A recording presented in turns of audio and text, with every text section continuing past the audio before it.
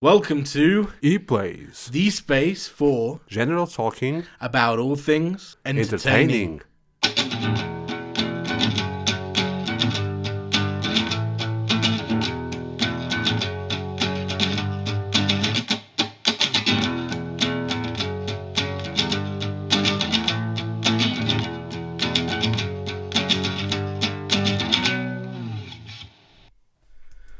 Okay, so we're gonna do episode 2 now. Yes, Attack of the Clones. What did you make of that film? Attack of the Clones. Best thing about that movie for me was I forget his name. Who? Count Dooku? No, the guy that was the prototype for the clones. Oh, Jango Fett. Yeah, Yeah. Oh, yes. and the birth of Boba Fett. Yeah, Yes. the character. Yes. And, That was definitely the best thing. And maybe Yoda's fight at the end was kind of cool. yes. Well, which fight? When he's going like crazy with the lightsaber, jumping up and doom doom. That was on the second or on the third? No, that was the second one because he fights Count Dooku, doesn't he? And then Count Dooku dies at the beginning of the third one. Yeah, because he does the thing. And Yeah. puts That's the it. pipes down and stuff. I thought you were talking about a fight in the arena with the army. No, That is on the second or on the third one? I think I'm... that's in the second one. Yeah, because they released Padme and Anakin from those monsters. We came to save you. How is that going? Yeah. This film... Oh, no, actually, no. So before I said the acting in episode 1 wasn't very good, there is a specific scene in episode 2 that is one of my favourite scenes in all of Star Wars. Yeah, there is a specific scene on episode 2 that is one of the worst scenes ever in Star Wars. As well? Really? What scene are you talking about? When he's talking with Padme on this planet and he starts a weird conversation about sand. I tried that one with Anna, it doesn't work, mate. So Don't- you've got... Don't do that terrible conversations with sand to your girlfriend because it doesn't... Well, talking about sand, my favourite scene is also about sand, but it's the sand people when he goes crazy and kills them all because of his mother. That was the beginning of the transformation of him into the dark side, yeah? And I absolutely love his rage on for that. It's just so... It's so powerful. And this is one of the problems with this film is that it has such a great scene and then it has so much other crap in it that it's just... Do you reckon that the transformation of Anakin from the light to the dark side was a little bit fault of the Jedi Council? Yeah. Because they actually never trust the guy. Or, by the way, the judgment of Obi-Wan Kenobi to make him a Jedi Master, yeah? This is actually what the prequels are all about, that the Jedi were flawed. That they were hypocrites. And that's what Yoda in episode 8 was all about as the ghost, that you don't really need to be a Jedi to be good. Mm-hmm. Which is very true. You know, at the end of the day, it's just a cult and you should trust your instincts and your own morale. Yeah, because if they actually trust on the judgment of Obi-Wan Kenobi and make Anakin a Jedi and not a Padawan, They might have actually... It might have been different. the Senator will never, ever recruit him to be his eyes and ears in the Jedi Council as well. Exactly. He manipulated him because of that fact. That they were... although this is episode 3. This is episode 3 that you're talking about more. Good point. But... and there's not really that much that happens in episode 2, except what we've already talked about. Just a trip from Obi-Wan Kenobi to the aquatic planet where they do the droids. Yeah. Oh, yeah, it was sort of a mystery thing, because obviously the bounty hunter was trying to kill Padme. Yeah. Yeah. There is that weird chase scene in that planet. I don't know the name. Coruscant, with all the cars, yeah? Yes. Yeah. Where he jumps from the... Well, you know the opening scene where that ship blows up in episode 2? Yeah. I think that's some of the worst CGI I've ever seen. It's so, like... And some of the worst acting as well, yeah? But some of the best acting as well. Yeah, because Padme just saw someone that should be her bursting into flames, and there is no reaction, no emotion, nothing. Yeah, so let's go. She's dead. he kid. Yeah. Yeah. So, as you said, on chapter 2 doesn't happen a lot of stuff. No, not when you really think about it. It's not actually that much going on. I mean, it's sort of just going through the motion, like, hey, Anakin is now halfway through his Jedi thing, and I guess he's falling in love with Padme, and that's what really happens in that film. That is actually very weird as well, because Anakin grown up like, 10 years? From one movie to the other? Yeah. But Padme didn't grow up at all. No. Well, she's got the secret of beauty, apparently. Eternal youth? Yeah, eternal youth. That's what I was thinking of, yeah. That's another weird thing about those movies, because she's like 15 years older than Anakin. No, she was 5. Only? Or maybe 7, because he was about 10 in the first one, and she was like 16, 17. Because she was a young queen, and that's why she needed so much protection. I don't know really what to say about episode 2.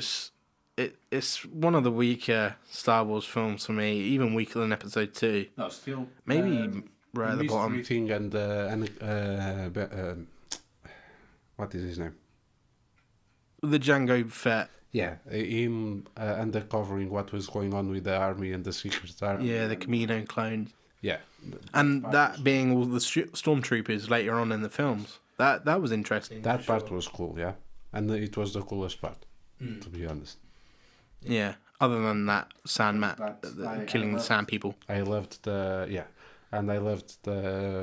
pit fight between all the Jedis and the army of the bug guys. Yeah, I don't remember. cool. Yeah, but... And you could always spot Mace Windu. Second? You could always spot Mace Windu. What's that? In the group. Samuel L. Jackson's character. You could always spot him because he was the only one with the purple lightsaber. Good point. And apparently he actually went to George Lucas and was like, I want a purple lightsaber so I can stand out. And he was like, yeah, sure. Because it was Samuel L. Jackson. But Samuel L. Jackson didn't swear on that movie at all. But him? Didn't swear at all. No, he didn't. No. So I think it's the first... I think it's the first movie that I didn't heard Samuel L. Jackson not swearing, yeah? Kind of weird. The mother effing droids in this mother effing spaceship. Coming here to fucking hell. Okay. So, after the initial thoughts, what score are you going to give to the writing? I think I will give it the lowest score on the writing for any Star Wars movie. I'm going to give it a 5. Yeah? Yeah. Because as you said, nothing special happens on this movie, yeah? No. The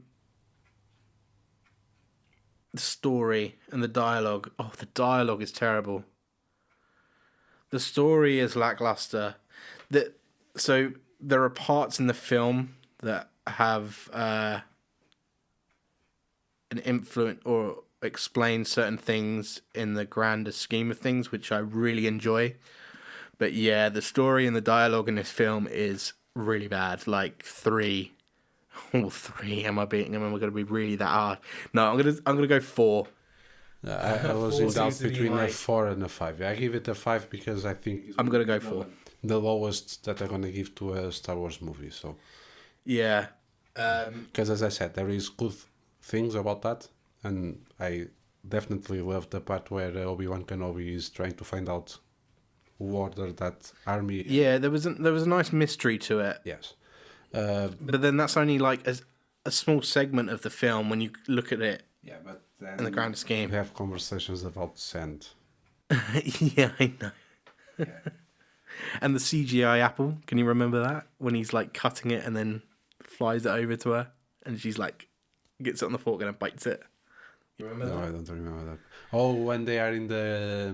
having a meal with the family. Yeah. Oh, no, it's just them two. There are parts when they go to... What is their planet? Tatooine. Yeah, they go back to Tatooine, don't they? No. Padme's planet is not Tatooine. Tatooine is a desert. Naboo. When they go to Naboo, there are parts over there that I like. Like the development of the relationship, yeah. I still think it's a little bit weird. She is dating basically with the guy that was his younger brother. Well, I don't think that was ever really But the parts of the conversations and that... Funny, actually, you bring that up.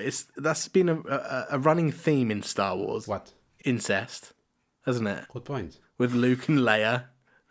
It's like George Lucas has got I think he's got a fetish on his mind. Yeah, at the moment when Leia kisses Luke, not even George Lucas knew that they were brother and sister. Really? Yeah. No, I bet he did. He was just like playing out his fantasy. Although that scene is great because Han Solo's face is like, what? You just said that you love me and now you're kissing that... Who are you calling a nerf herder?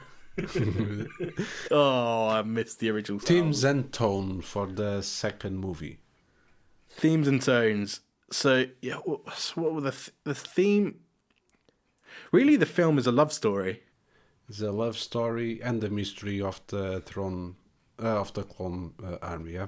Because this is the trouble. I think this is the trouble with the prequels. It's trying to do too much stuff at the same time. Yeah, there's not enough focus. Yeah. Although, saying that, when you look at episode 5, you've got Luke's story and then you've got Leia and Han Solo's story. Mm-hmm. But yet they manage to work well and then they come together full circle. Whereas this doesn't really have a full circle. I mean, it kind of does, but not as well. Yeah. So, themes and tones, I will give it a 6. Yeah, I think I'm going to give it a 5. I think that's what I gave for Phantom Menace as well. Like, one half it works, one half it doesn't. Direction and pace, I think going to Naboo in this movie particular was a big mistake. Although the pacing of the film, I think, is a lot better than the first one. Yes. Yeah. I think the biggest problem is the writing. And we've already talked about that. Mm-hmm. So it's hard to say that he did a bad job. Yeah, the best that he could with the script. Yeah. And unfortunately, he was the one that wrote the script. And he had the vision. I think if he had somebody that came in and sort of reworked the script a little bit, just sort of sharpened it up a little bit, we could have ended up with a really cool film. Steven Spielberg again, yeah. Yeah. Wait, sorry? He helped? No. No, Spielberg didn't help. No. First episode? On the episode 4? No, I don't think Spielberg's ever touched Star Wars. Oh, please cut this part from the thing because... I would love to see Spielberg do Star Wars. I don't want to be eat and run in the street because I said something stupid about Star Wars. Well, I was stupid enough to say that James Cameron didn't direct The Terminator, and I can't believe Anna actually was right. Okay, so we are diverting, yeah? Direction and pace. I think it was directed well with what material he had. Mm-hmm. And for that reason, I think I'm going to give it a 7 because it's paced well and there's a lot more action, and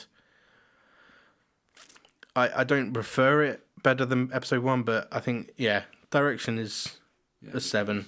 I'm a old school Star Wars fan, so I will give it just a 6. Okay, fair dues. Cinematography, there is good and bad things about that. No, I think the lighting and the colour... Oh, actually, that kind of comes into CGI. I think there was way too much CGI in this film. As always. And there was sort of like this fake lighting thing going on and fake shadowing going on that really sort of took me out of the film sometimes. Especially when you watched Yoda, Obi-Wan and... Every time that you see Yoda walking. Not the fight. The fight was amazing, but every time you saw him walking, you could see that they were walking on a green screen, on a green treadmill or something like that. I don't know. I don't think they use motion capture techniques on that one. It was purely computer animated. Yeah, I think it was. It was basically a cartoon, yeah. They well, not quite that far. Yeah. I mean, Endgame was more of a cartoon than Star Wars, but it just had much better CGI. Yeah, but it was... when I say a cartoon, I say an animated thing they try to put on real life, yeah? Yeah. With real people. Yeah, yeah. It ended up so well as Who Framed Roger Rabbit at times, yeah? Maybe not quite that bad, but yeah, I see what you mean, yeah. Okay, so I will give it a 6 too. Yeah, I I'm being a little bit rash. I think the cinematography is. I would give it a 6.5, but I swore that I would never do 0.5. 5. No, I know. Either 7 and 6. So you gave it a 6. You know what? I'm going to say the same. Yeah, it's above average, but some of the CGI lighting and stuff, it just sort of takes me out of the film, and it just doesn't look right. Though at times it does look amazing, especially on Camino. Yep. Editing. I think this was edited better. Yeah. It was better than episode 1. I don't remember what I gave on episode 1, but it was definitely better. 5, I believe. 5? Yeah, I think it was. So I will give it a 7 to this one. Yeah? Yep. Editing. Again, those, 7. Yeah, the classic Star Wars transitions are there. And I think, the editing does help the pace along.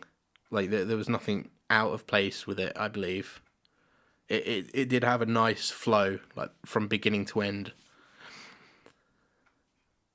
And especially in the fast-paced action scenes, you could see what was going on, so there was never any, like, quick cuts. It was, like, a lot of wide shots and some, again, direction. So, acting. Acting. Obi-Wan Kenobi was amazing.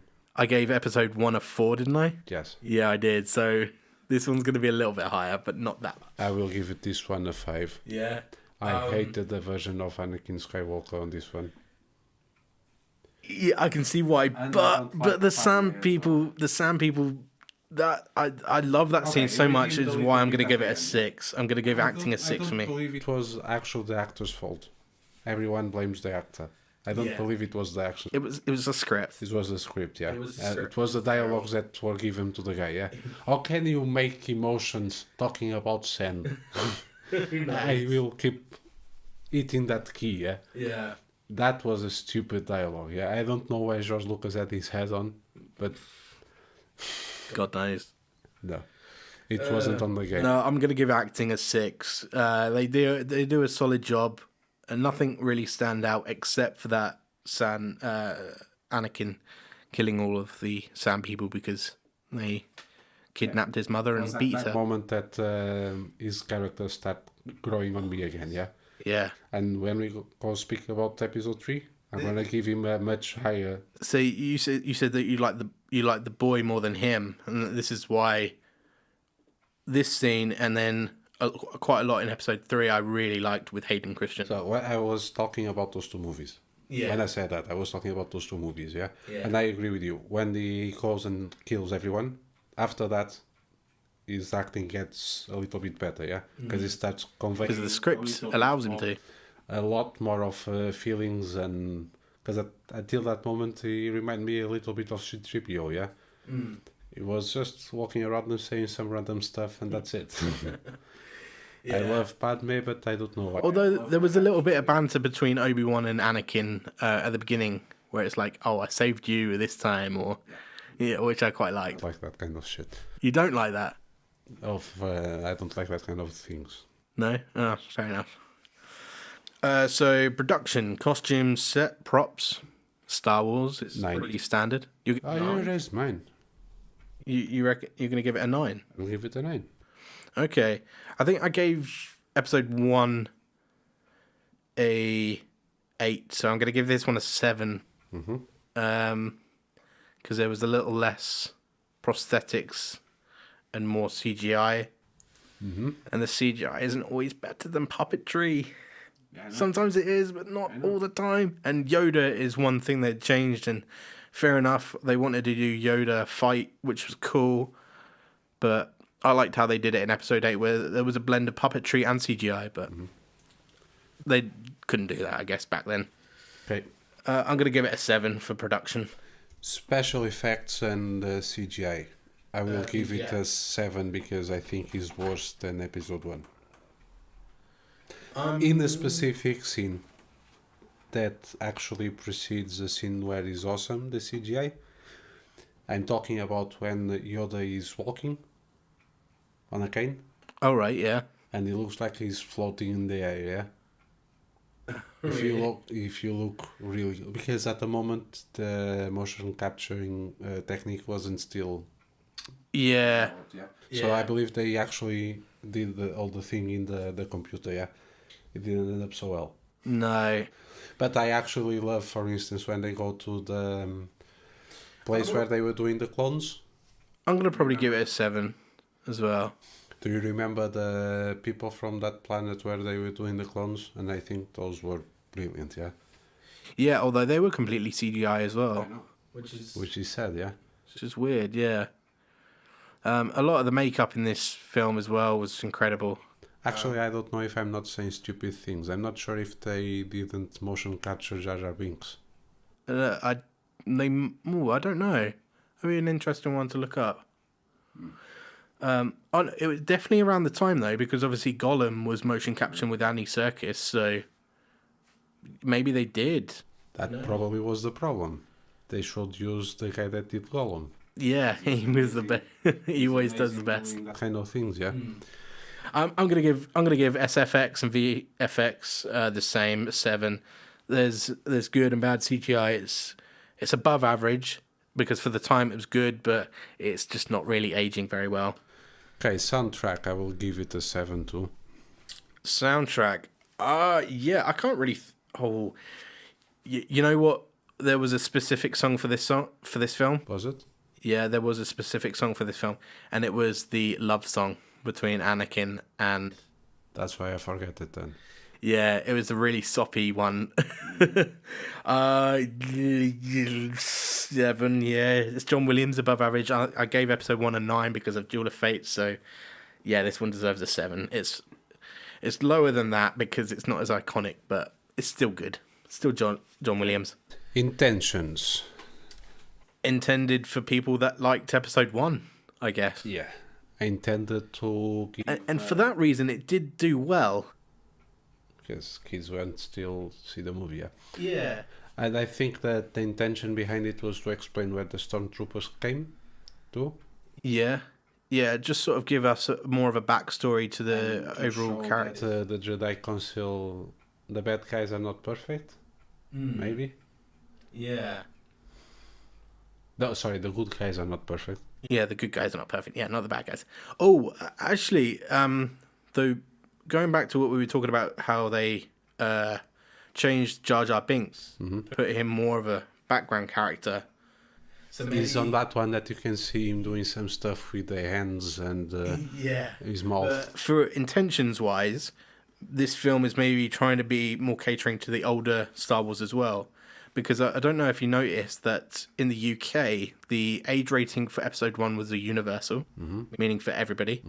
And then episode 2 got a PG. It was a little bit more violent. I'm going to be honest with you, I was already in the age of my life that I didn't No, you wouldn't have seen much of a difference. But for me as a kid, age certificates were everything for me. I can...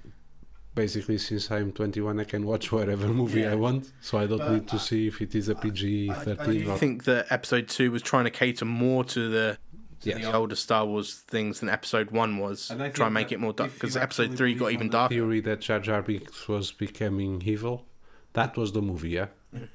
Because that was the movie that will do the transition. Because on the third movie, it's cut completely. It didn't show up at all.